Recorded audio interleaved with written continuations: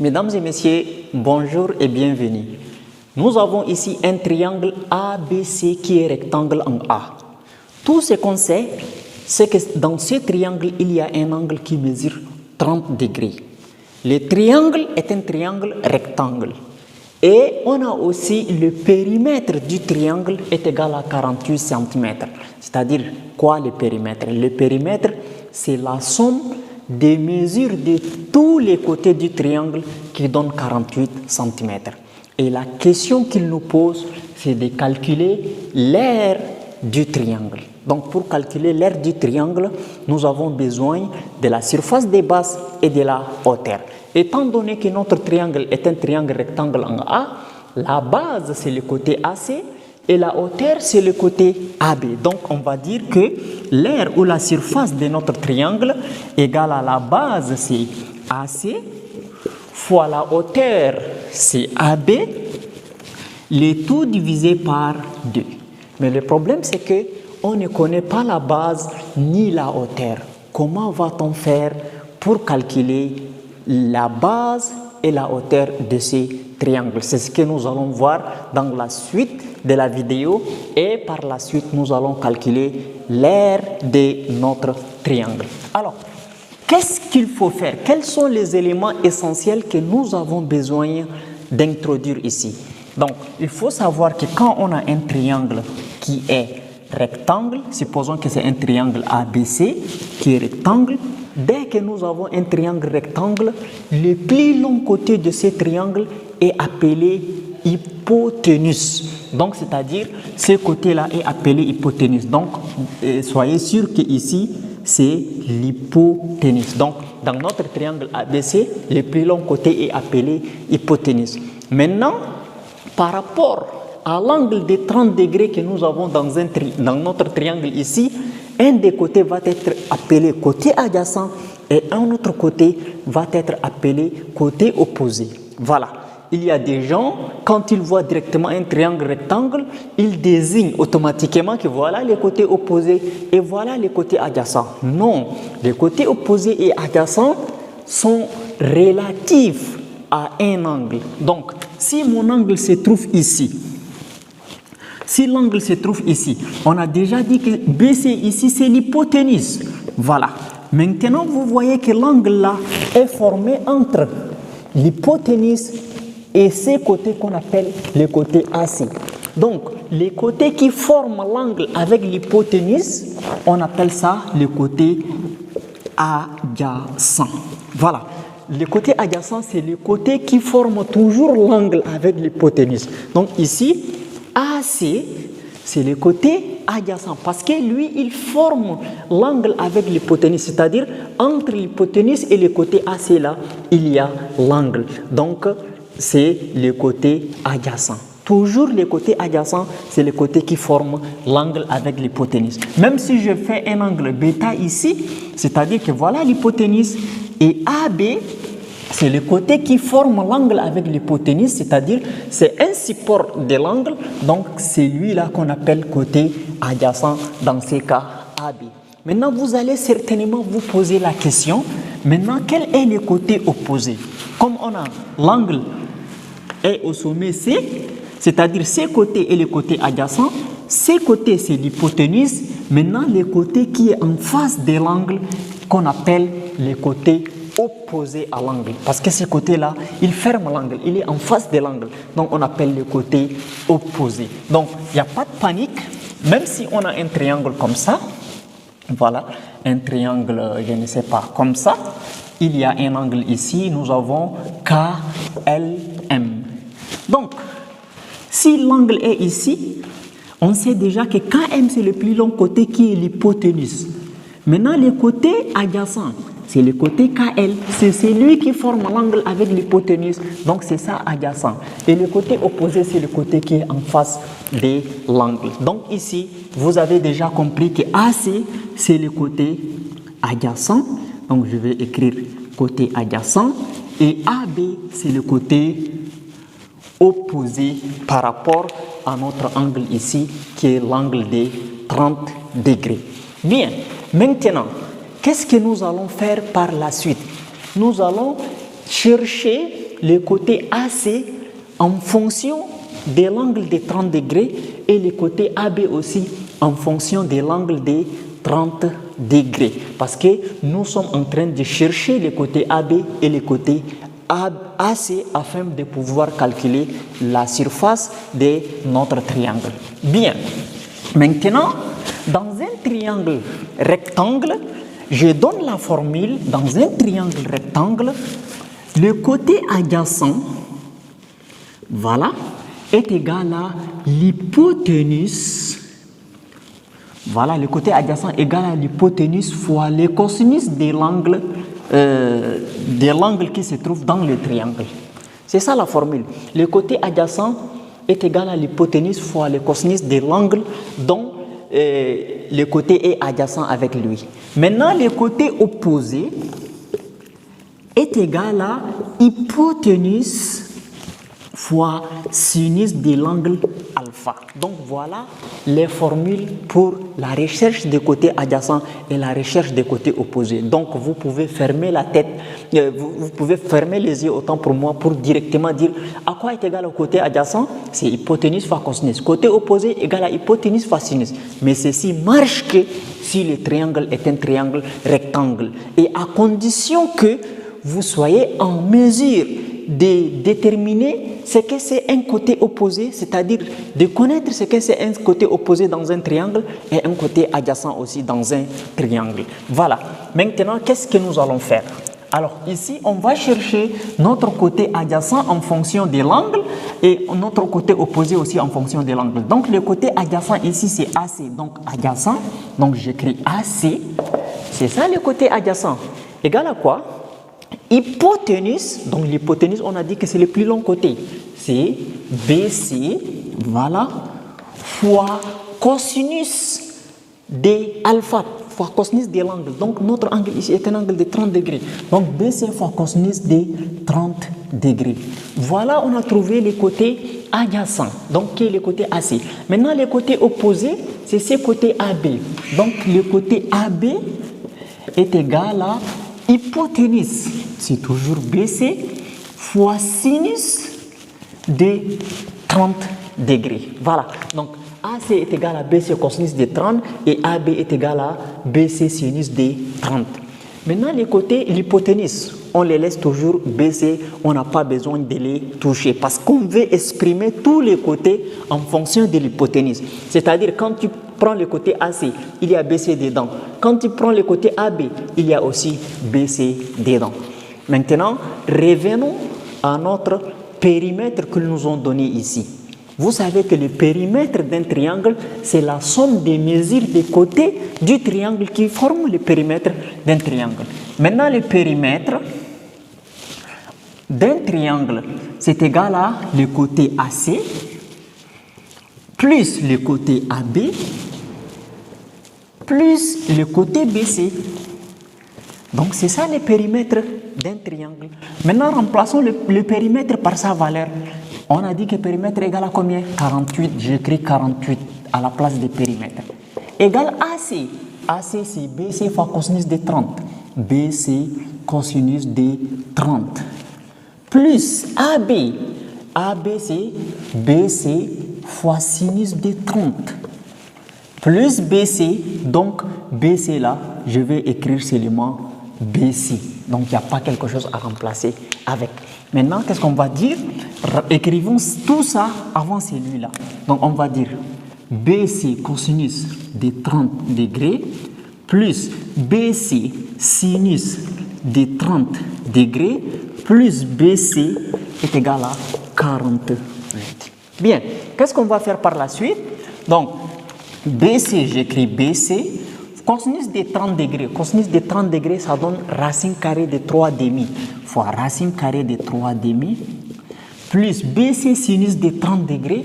Sinus de 30 degrés, c'est 1 demi. Donc, c'est-à-dire BC fois 1 demi plus BC. Donc, BC, je vais écrire BC qui est égal à 48.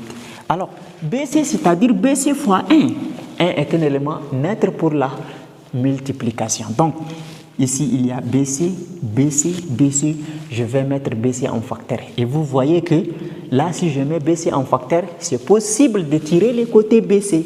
Dès que je trouve les côtés BC, c'est-à-dire que je peux déjà trouver les côtés AC et le côté AB. Donc, ici, BC facteur de racine carrée de 3 sur 2 plus 1 sur 2 plus 1 qui est égal à 48. Maintenant, ici, il faut arranger. Donc, je vais écrire BC facteur. On a racine carrée de 3 sur 2. Et là, 1 demi plus 1, ça nous fait 3 demi qui est égal à 48. Bien. Maintenant, ici, comme on a racine carrée de 3 sur 2 plus 3 sur 2, les dénominateurs sont les mêmes. Alors, je vais effacer ici. Si tu es là jusqu'ici, n'oublie pas de t'abonner et de liker la vidéo. Alors, là, nous avons ici BC égale racine carrée de 3 sur 2 plus 3 sur 2, ça nous donne, voilà, je mets un facteur autant pour moi, racine carrée de 3 plus 3 le tout sur 2, parce que les dénominateurs sont les mêmes, qui est égal à 48. Bien, maintenant je vais directement multiplier, c'est-à-dire que le 48 par 2. Donc je vais trouver BC, facteur de racine carrée de 3 plus 3, qui est égal à 48 fois 2. Donc ça veut dire que BC est égal à 48 fois 2, ça nous donne 96. Je pense le tout sur racine carrée de 3 plus 3. C'est pas fini, il faut que je rends rationnel les dénominateurs. Comme il y a la racine, il faut que je fasse l'expression conjuguée afin que je fasse partir la racine carrée de 3 du dénominateur. Bien, maintenant je fasse ici. Alors, je trouve ici BC égale maintenant 96 sur racine carrée de 3 plus 3. Quand j'ai 96 sur racine carrée de 3 plus 3, c'est-à-dire je multiplie le numérateur et le dénominateur par le conjugué du dénominateur. C'est-à-dire je multiplie en haut et en bas par le conjugué des racines carrées de 3 plus 3, c'est racine carrée de 3 moins 3. Ici même, je multiplie par racine carrée de 3 moins 3, à condition que je mette des parenthèses comme ça.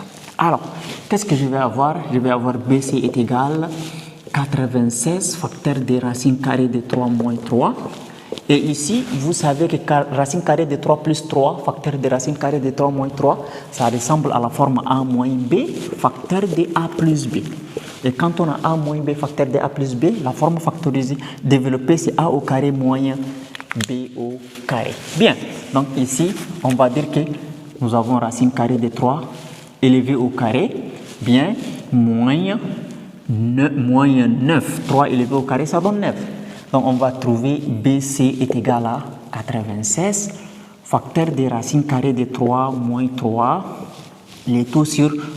Ici, racine carrée de 3 élevé au carré et le radical s'en vont, il reste 3 moins 9. Voilà. Maintenant, qu'est-ce que nous allons faire? Ici, on va trouver BC est égal à 96, facteur de racine carrée de 3 moins 3, comme ça. Le tout sur 3 moins 9, ça fait moins 6. Bien. Alors là, on trouve BC qui est égal à 96 divisé par 6. Donc, quand on a 96, on divise par 6, on trouve, je pense, 16. Donc, j'utilise la calculatrice. 96 divisé par 6, donc c'est égal à 16. Donc, BC est égal 6 fois 16 facteur de racine carrée de 3 moins 3, le tout sur moins 6. Donc, je simplifie le 6, je trouve BC qui est égal à moins 16 facteur de racine carrée de 3 moins 3. Maintenant, on va développer ça, c'est-à-dire moins 16 fois racine carrée de 3, ça fait moins 16 racine carrée de 3. Et moins fois moins, ça fait plus. 16 fois 3, ça nous donne 48. Donc, c'est-à-dire, le côté BC est égal à 48 moins 16 racine carrée de 3. Donc, j'ai déjà trouvé le côté BC qui est l'hypoténuse est égal à combien? Est égal à 48 moins 16 racine carrée de 3. Voilà. Maintenant, comme on a trouvé l'hypoténuse, c'est-à-dire on remplace l'hypoténuse par sa valeur ici, on trouve le côté AC. On remplace l'hypoténuse par sa valeur ici, on trouve quel côté? On trouve le côté AB. Et dès qu'on trouve le côté AB et AC, c'est-à-dire qu'on peut calculer la surface de notre triangle. Voilà. Maintenant, je vais effacer ici. J'efface ici. Alors, je sais que AC est égal à quoi? BC fois cosinus de 30 degrés. Donc, c'est-à-dire AC est égal à BC. BC, on a trouvé ici, c'est 48 moins 16 racine carrée de 3 fois cosinus de 30 degrés. Cosinus de 30 degrés, c'est racine carrée de 3 demi. Voilà. Donc, qu'est-ce qu'on va faire? On va dire AC égale racine carrée de 3 fois 48, ça fait 48 racine carrée de 3. Voilà, moins. Et 16 fois racine carrée de 3, 16 racine carrée de 3 fois racine carrée de 3, ça donne 16 racine carrée de 3 élevé au carré. Le tout, on divise par 2. Bien. Maintenant, qu'est-ce que nous allons faire? On va faire une simplification, c'est-à-dire, on va dire AC égale 48 racine carrée de 3, voilà, moins ici, on a 16 fois 3. Et le tout, on divise par combien? On divise C égale 48 racine carrée de 3 moins 16 fois 3, ça nous donne 48, le tout sur 2. Bien, donc on va prendre ici 48 en facteur. Donc on trouve AC est égal 48 facteur de racine carrée de 3 moins 1, le tout divisé par 2. Alors 48 on divise par 2, ça nous donne 24, c'est-à-dire AC est égal à 24 facteur de racine carrée de 3 moins 1.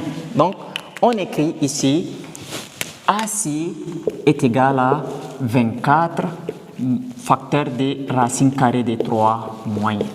On a déjà trouvé la valeur de AC. Maintenant, il nous reste la valeur de AB. Mais on a dit quelque part que AB est égal à BC sinus de 30 degrés. Voilà. On a dit AB est égal à BC sinus de 30 degrés. Il suffit de remplacer BC par sa valeur et sinus de 30 degrés aussi par sa valeur. Bien, maintenant, qu'est-ce qu'on va faire? On va dire AB est égal à BC. BC, c'est combien? BC, c'est 48 moins 16 racine carrée de 3. 48 moins 16 racine carrée de 3 moins 16 racine carrée de 3. Voilà, fois sinus de 30 degrés. Sinus de 30 degrés, c'est égal à 1 demi. Donc, c'est-à-dire fois 1 demi. Donc, on va avoir AB est égal à 48 moins 16 racine carrée de 3 et le tout on divise par 2. Voilà. Maintenant, qu'est-ce qu'on va faire? C'est-à-dire il faut mettre 2 en facteur. Donc, on va avoir ici AB est égal à 48 moins 16. Donc, ici, le facteur commun, c'est 2. Donc, je vais mettre 2 facteur de 24. Voilà. Et le 16, ça reste 8 racine carrée de 3. Bien. Donc, c'est-à-dire quand je multiplie 2 fois 24, ça fait 48. 2 fois 8, ça fait 16. Le tout sur 2. Donc, je simplifie les 2 et je trouve AB est égal à 24 moins 8 racine carrée de 3. Donc, j'ai déjà trouvé AB. Donc, AB est égal à 24 moins 8 racine carrée de 3. Alors, maintenant, qu'est-ce que nous allons faire? Étant donné que j'ai déjà le côté AC et j'ai aussi le côté AB, il suffit que je calcule la surface. Donc, j'applique la formule. OK. La surface d'un triangle est égale à base fois hauteur et le tout je divise par 2. Donc, c'est-à-dire la surface est égale à la base. La base, c'est le côté AC fois la hauteur. La hauteur, c'est le côté AB et le tout je divise par 2. Donc, c'est-à-dire la surface est égale à AC qui est la base. Donc, AC, ça donne combien? C'est 24 facteur de racine carrée de 3 moins 1 fois la hauteur. La hauteur, c'est AB. Donc, AB, c'est 24 moins 8 racine carrée de 3. Et le tout, je divise par combien? Et le tout, je divise par 2. Donc 24 divisé par d, ça nous donne exactement 12. Donc ici, je trouve 12 facteur de racine carrée de 3 moins 1, facteur de 24 moins 8 racine carrée de 3. Alors, quand on a 24 moins 8 racine carrée de 3, c'est-à-dire ici le 24, c'est 8 fois 3. Et 8 racine carrée de 3, c'est 8 fois racine carrée de 3. Donc, je mets 8 en facteur, c'est-à-dire un 8 va sortir, c'est multiplié avec les 12 qui est dehors. Donc, ici, je vais dire que la surface est égale à 12 fois 8 facteur de racine carrée de 3 moins 1. Et quand je mets 8 en facteur, il reste 3. Et ici, il reste racine carrée de 3. Bien. Maintenant, qu'est-ce que je vais faire? Je vais directement arranger les choses ici. Donc, je vais dire que la surface égale 12 fois 8, ça fait 96. Facteur des racines carrées de 3 moins 1, facteur des racines carrées de 3 plus 1. Donc, je développe tout ça dans les parenthèses. Donc, ça fait racine carrée de 3 fois 3, ça fait 3 racines carrées de 3. Et racine carrée de 3 fois moins racine carrée de 3, ça fait moins racine carrée de 3 élevé au carré. Moins 1 fois 3, ça fait moins 3. Et moins 1 fois moins racine carrée de 3, ça fait plus racine carrée de 3. Donc, je trouve la surface est égale à 96 facteur. J'ai ici 3 racines carrées de 3 plus racine carrée de 3, ça fait 4 racines carrées de 3. Et j'ai ici racine carrée de 3 élevé au carré. Le carré et le radical s'en vont, il reste 3 moins 3. Donc, la surface est égale à 96. Facteur de 4 racines carrées de 3 moins combien? Moins 6. Bien, maintenant à ce niveau, j'ai besoin d'utiliser ma calculatrice pour pouvoir calculer 96 facteur de 4 racines carrées de 3 moins 6. Donc j'utilise la calculatrice. OK? Donc 4 racines carrées de 3 moins 6, on multiplie par 96. Donc, ça nous donne 89,10. Donc, c'est-à-dire la surface est égale à 89,10 cm au carré.